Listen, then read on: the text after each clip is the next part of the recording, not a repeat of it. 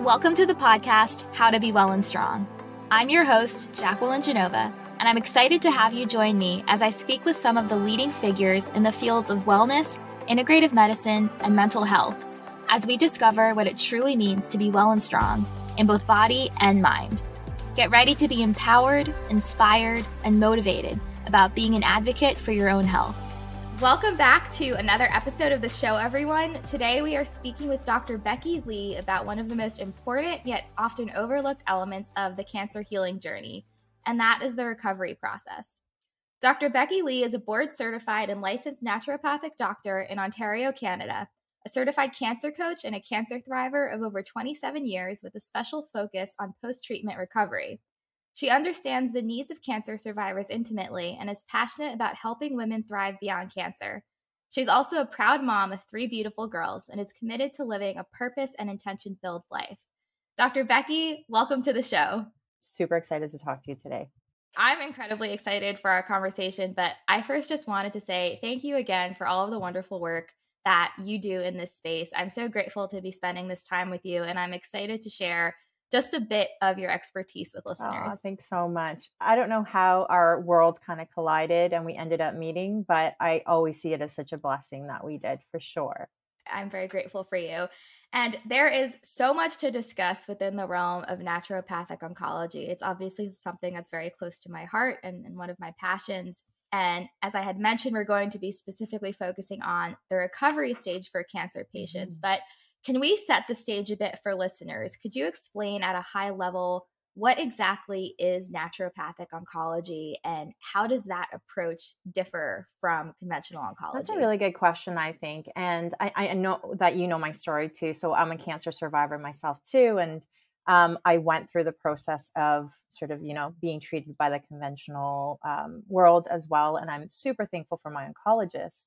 I think the way that it differs for me and why I was so passionate about this particular way of just doing medicine in a different form, I guess, than we're used to, is that the way I see it is naturopathic doctors in terms of their sort of role in cancer care in general actually starts even before we may even be diagnosed with cancer. So there's that primary prevention sort of area where we love working on that. I'm passionate about that because I think there's so much we can do to actually prevent cancers from even starting as well. Even if we've got like genetic predispositions or other things as well, we see that in a lot of data that there's what's called epigenetics, right? What we do actually matters, what we eat, maybe, the type of movement we get, all of those things actually matter to what our risks are for many different types of diseases. So I see it as starting from that point.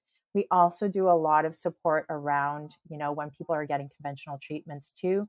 So the methods that we work on aren't going to be, medications that are the same as conventional oncologists. They would be more lifestyle sort of recommendations, dietary, for example, and exercise and all those types of things, but also helping with some of those side effects that people might be getting. So whether it's because you're not able to get sleep or there's energy components, right? Because during treatments, it's so difficult, or whether we're supporting their immune system and optimizing their health during treatments. Those are the things that I think, do really well. Just supporting that process and really trying to maximize what they're already getting, right? And then post that, the recovery stage for me, and also that prevention stage, that secondary prevention stage is so critical and important because a lot of times I think, and I had the same idea as a cancer survivor, I just can't wait until this is all over and they tell me I'm cancer free and then I can just move on. What normally happens in our stories is that oftentimes we feel even more stuck and overwhelmed in the after portion because now you have the trauma of having had cancer in the first place and having this fear and anxiety now that the cancer is going to return at any point, which I think all of us cancer survivors have. We've already gone through it. So we are fearful that if it comes back, what is going to happen to our health and all of those types of things as well. So there's a lot that happens in the post phase that actually was a big gap or continues to be a huge gap in our sort of medical world and realm. I know there's a lot of different programs now that are trying to help fill that gap, but still there's this really big gap because what we always, I think, experience in the conventional realm is sort of treatment is a main purpose and, just trying to get through the treatments. That's really the main focus. And then after that, you're sort of left on your own, because now you've got your family doctor maybe that you can go to and that type of stuff. Why I love, I guess, naturopathic medicine is because there's so much we can do in this post phase, right? There's a lot of things that we go through. We still have people with side effects of treatments continuing their lives even after they're told they're cancer free with these side effects. We know that there's what's called late effects of treatment. So some cancer survivors, or all of us cancer survivors, may be at higher risk depending on the types of treatments that we get for things like heart disease, for example, or osteoporosis. There's so many other things that could be happening. So in terms of prevention for those things and trying to minimize that risk as well, that's so important. But one key thing for me, Jacqueline, I think, is the empowerment part, and the fact that we can still feel a little bit more in control, that we know that we can have so many different strategies to actually use for us to feel better on a daily basis. That's actually, for me, the best part, is just not feeling that overwhelm or that fear or living with that anxiety, but really honing in on, okay, I can control these things, even though I can't control a lot of other things, but these things I can control, and I'm feel empowered by that. So I guess that's sort of the way that we work a little bit differently, is that there's this continuum of care that we can sort of provide as well. Yes to all of that. That was a beautiful explanation. And I just want to emphasize to listeners, naturopathic medicine is often used in conjunction with conventional medicine, right? That's why we call it an integrative approach. Yeah. And I think a lot of people, when they hear the term complementary or alternative, they automatically think it's either one road or another, but it's not. And again, just like you said, the beauty is that some of these complementary therapies can help support the patient, even if they are going through conventional therapies, like high dose intravenous vitamin C coupled with, immunosuppressant drugs or even chemo. So they work synergistically. And I just really want to emphasize that. And to your point about, many patients are sent out of their oncologist office with a clear scan and pronounced cancer free. Yeah. I think another thing to emphasize to listeners is that, these patients aren't aware that their bodies are most likely still harboring some of those cancer stem cells. And we know that traditional cancer therapies kill daughter cells, right? But they can't eliminate cancer stem cells. And tumors usually relapse when the remaining cancer stem cells proliferate and differentiate. So targeting those cancer stem cells, which we can do through complementary therapies, can solve a lot of clinical issues too, like drug resistance and, recurrence down the road. For sure. So with that, what are some of the most important steps patients can take to decrease that risk of recurrence? I think, underlying everything, because I think we often tend to focus more on just supplementations. What are some things I can start taking to really heal my body up? And what normally happens is, Jacqueline, I get patients sometimes, or I used to, now I've got a virtual clinic, so I don't see them, but I can still see some of the supplements that they have. And it's just this whole basket full of supplements. What we forget is that a lot of times, even the things that we're taking, whether it's medications or supplements, can't work as well as they might be able to work, even in terms of prevention, if we don't have the foundational steps in place already. So things like our diet, for example, ensuring that we've got that, sugar regulation happening, because it's not really just about the sugars or how much sugar you're eating. That component's super important too, but how's your body actually regulating the sugars that you're actually consuming, and how can we improve that? Because that can often fuel a lot of chronic inflammation, and that can also fuel a lot of different steps, right? And damage to DNA and cells and so forth.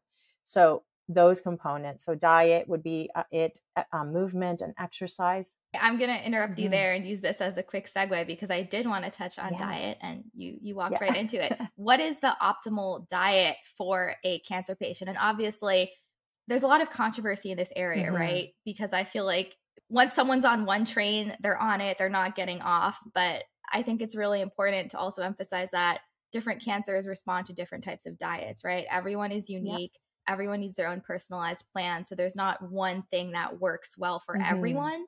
But I guess my question is, for the most part, based on research and what you've seen in your patients, what is the most optimal? I would say there's so much research that's happening. And I know all of us have heard about so many different diets, whether it's the ketogenic diet and those types of things as well. But I would say the most research actually underlies this Mediterranean style diet, where we do have tons of these great, highly antioxidant fruits and veggies, for example, in the diet. There could be a component of lean protein added in there as well. And also not to shy away from things like complex carbohydrates. I think a lot of times people will take that away completely. And then what normally happens, Jacqueline, is that we don't realize that cancer survivors can actually not only lose weight, but gain weight during treatment and after treatment. It's actually a high percentage of women, especially breast cancer survivors, who do that. And it's because of the hormone balance changes. There's also a lot of gut health stuff, for example, but also the diet during treatment is so different than what we normally might even eat. If we had a good diet before, that may not be feasible for people as much during treatments, for sure. But what we forget too is that that diet component in terms of that recovery can be so critical and important here too. That Mediterranean style diet tends to have the most research around it. Certainly adding in, non-eating times as well has been clearly shown to have benefits as well. So it's not just what we're eating, but again, the times that we're not eating that are also critical and important. Also, it's because, again, of that sugar control and sugar regulation. So that component and the component around chronic inflammation is important. If we were to just say like one tip for everybody, right, that would work sort of across the board, is really focusing on making it more plant-centered, is what I call it.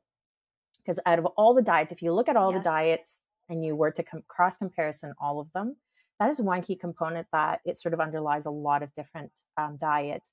Now, what I would say is, because I do get asked about this a lot, is, is the keto diet, genic diet good for me? Because I heard it's really great for cancer survivors. I think there's a way that we can make it so that it's not so high on saturated fats and so high on these like sort of meats and red meats and that sort of stuff as well. But there are other ways, if people are interested or looking at sort of a more ketogenic type style, that you can make it a bit healthier for sure. Can you touch on the importance of fiber specifically for women with estrogen dominant cancers or estrogen driven? For sure. Cancers? So we have to take a look at sort of, for estrogen driven cancers, there's a lot of data in terms of how the estrogen actually gets metabolized, right? There are different forms of estrogen. I think we only think about estrogen as like one thing. But when you actually take a look at the way that the liver metabolizes things and how we're actually excreting the estrogen, and sort of there's when it breaks down and metabolizes, your estrogen will break down into different parts. We call them like 2OH, 4OH, and 16OH is sort of like the three different parts that you get from this metabolism. Now, the 2OH is sort of the more preferred way to move down, because the 4OH estrogens and the 16OH are a little bit potentially more carcinogenic in terms of their actions as well. So we do see that there's a component when you metabolize estrogens that can actually increase our risk for things like breast cancer. Now, why fiber is so important is because once you're finished metabolizing in your liver this estrogen, you also have to excrete the estrogen. And the way that estrogen is excreted is actually through your bowel movements. If you're not having regular bowel movements, because again, you don't have enough fiber in your diet, maybe there's other things going on, then you're not getting rid of this extra estrogen that your body's constantly trying to produce and metabolize out of your body. And that's when things can sort of go a little bit more in the direction that we don't want it to go. The other thing around fiber is not only the fact that it's such a big part of our detox sort of pathway and how we're able to detoxify more appropriately.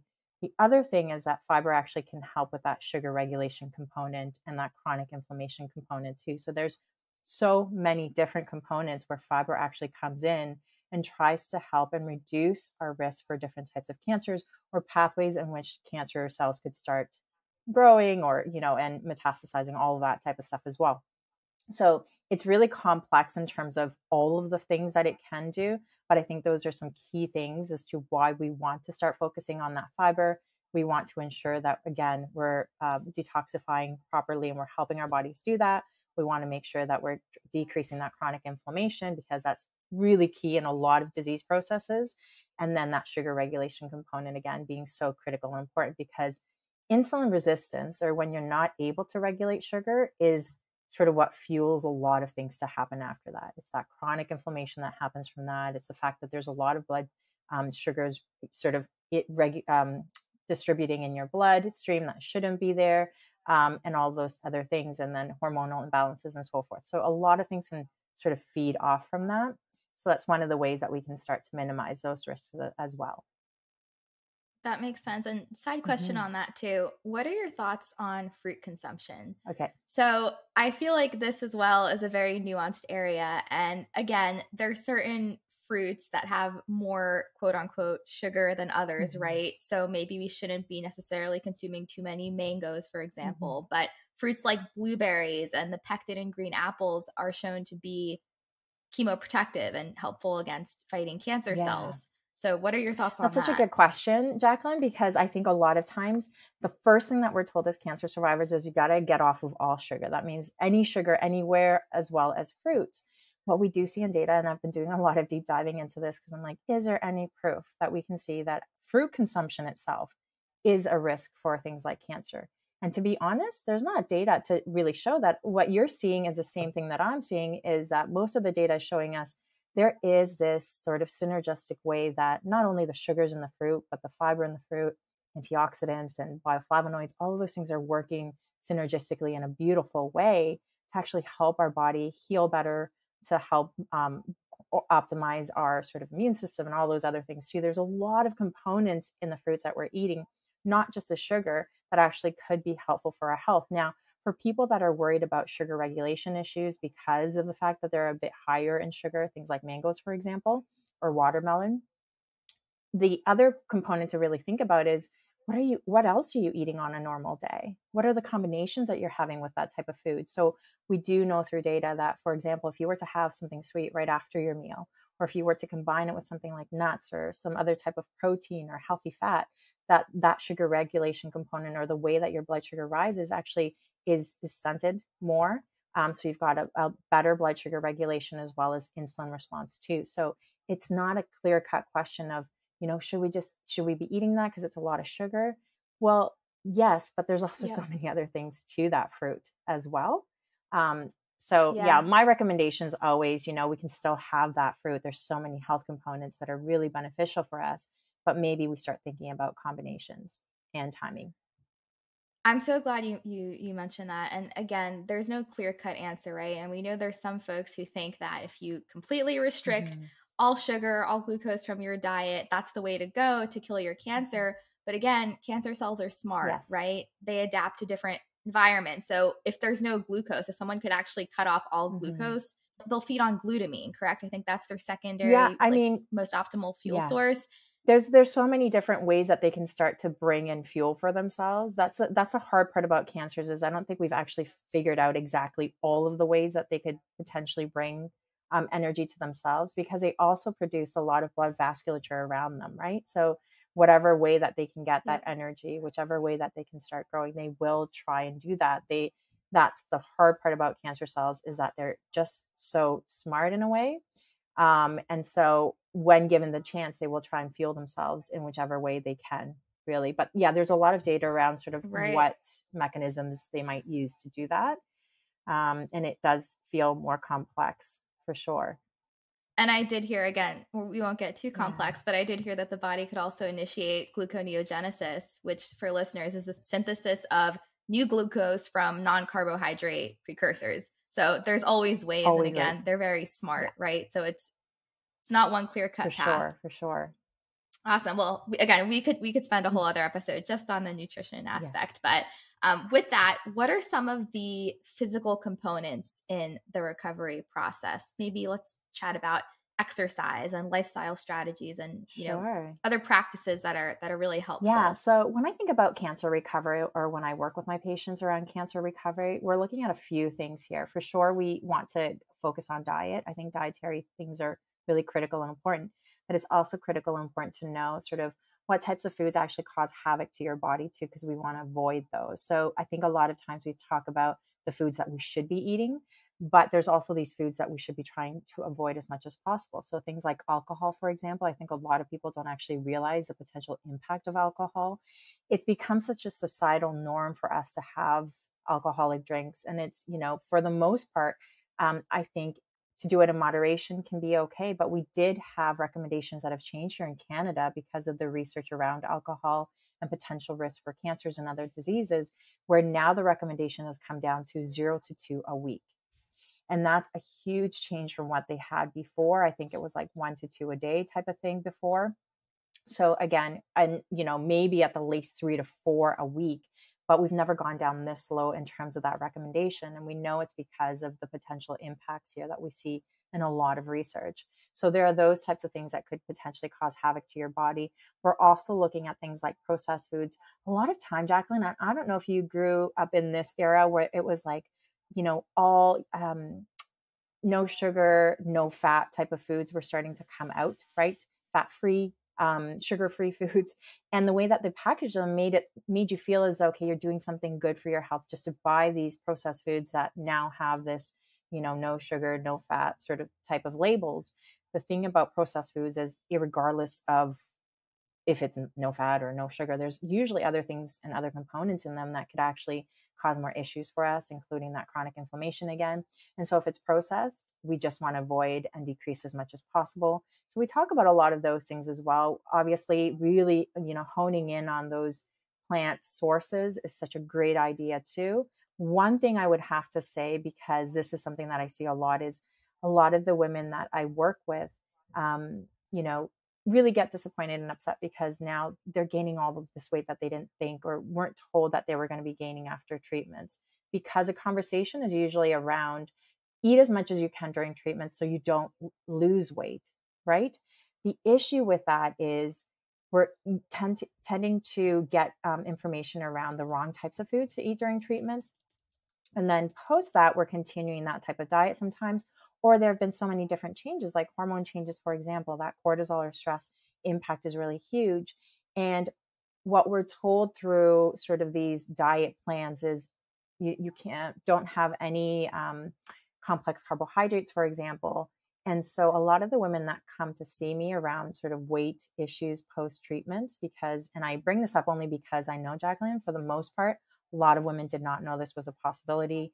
And they're so frustrated post treatments because this definitely does happen to a large proportion of women, is that because now we're trying to follow this diet that's actually really set out for non-cancer survivors, I would say more so, that the diet that we're on doesn't work. It often backfires. And part of that, I find like one of the key things that we do to actually start seeing the metabolism revving up again is actually including a little bit more complex carbohydrates. We're not adding a ton in, but we're adding enough in that it's actually helpful to balance out that hormone.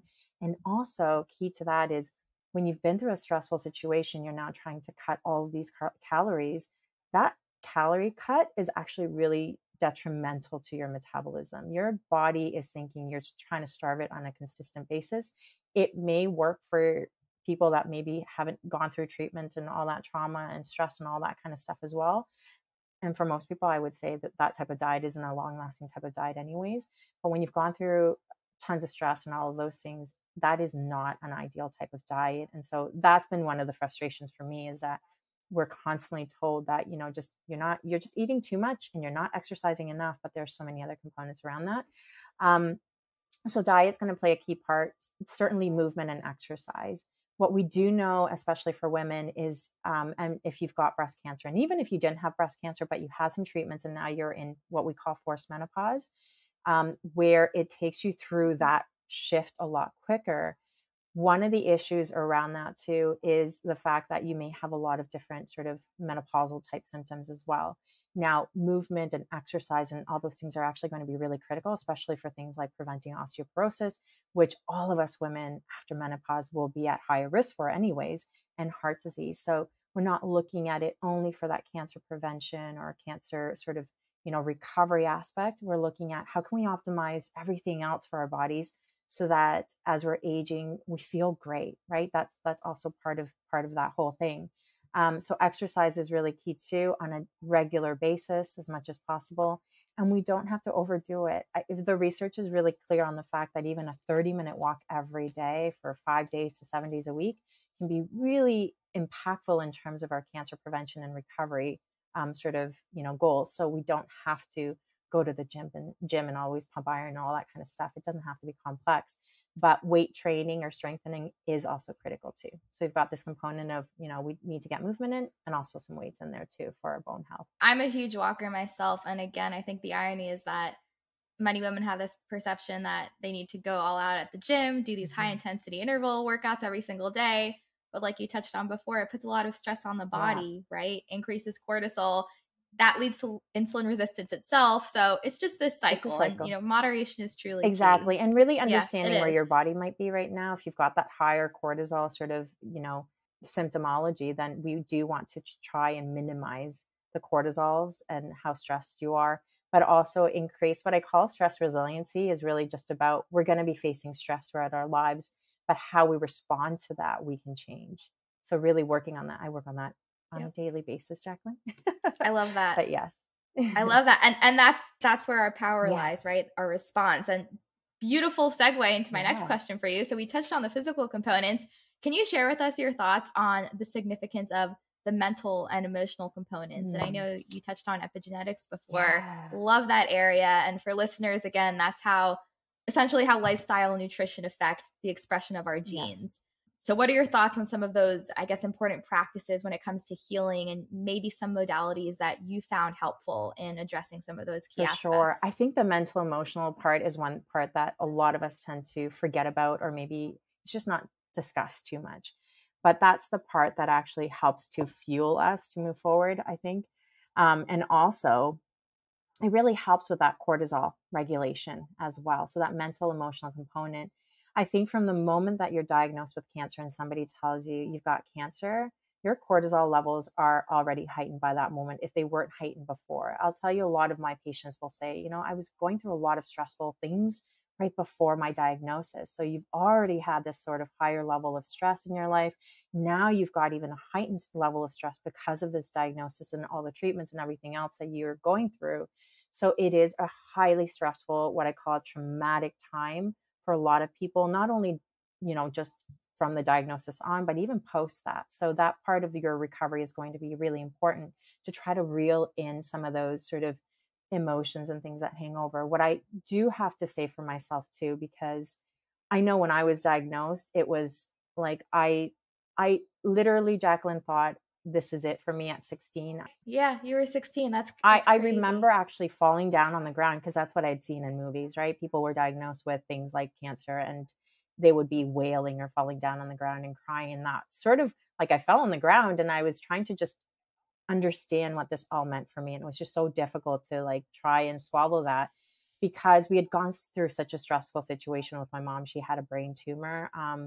And finally was able to get the surgery and treatment that she needed. It was misdiagnosed for 2 years. So it was a lot of sort of traumatic events that happened right before I was diagnosed. And then when I was diagnosed, the one thing I had said, Jacqueline, at that time, as I was doing my prayers, because I know like you're a big believer as well. And that's one big thing for me, for my mental, emotional health. It has been my faith through that entire time. My parents were Christian. I grew up as Christian. And so that's what we held on to for a lot of these situations that happened in our life. And it was so critical, important, even to this day for me. It's one thing I think, if we think about anything, it was one thing definitely that's held me through difficult situations.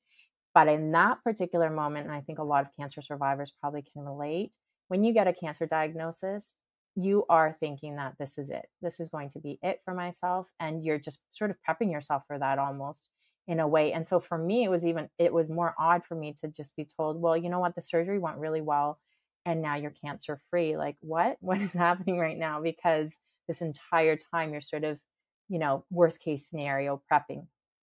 What I can say about that mental emotional aspect of things is that action is going to be one of the best healers for healing up your mental emotional stuff, meaning that getting the stuff in that you can control. That was another thing that I knew, oh, man, it helped tremendously.